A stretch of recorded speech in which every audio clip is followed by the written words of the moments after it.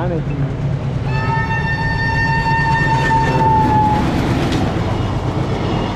అంటే అది నువ్వు నీకు ఏడ కనిపిస్తుంటుందా?